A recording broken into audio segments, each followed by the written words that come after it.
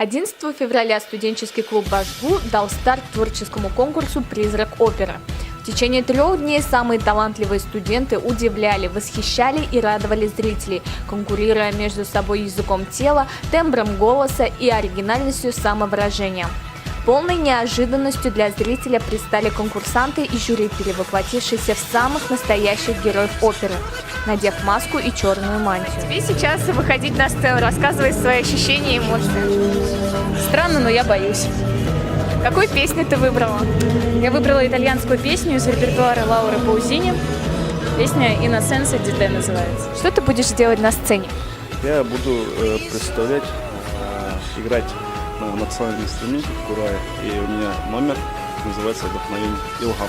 В моем номере, как вы уже видите, я начинаю со сна, как будто я сплю, и в этом сне происходит метаморфоза души. Вот. Человек как бы переориентируется на другой путь истинный и отталкивает от себя этот шар в конце и засыпается. Но я пытаюсь петь так, как я это чувствую, и как можно больше, так сказать, проникнуться песней самой. Мне очень понравилось читать перед аудиторией, особенно такого хорошего поэта, как Владимир Маяковский.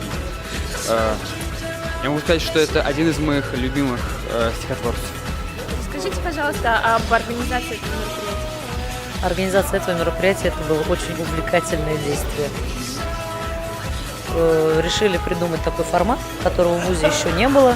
Поэтому ребята у нас на протяжении 3 дней выступали в черных мантиях и белых масках. Им самим, я надеюсь, этот процесс очень понравился, потому что на самом деле интересно было наблюдать за тем, что происходит за кулисами в коридоре, перед тем, как они выйдут, как они дружат там и фоткаются, и общаются, и готовятся выступать. И интересно было наблюдать за ними именно когда они на сцене. А планируется ли в следующем году организовать такое же мероприятие? Да, планируем, если ребята захотят.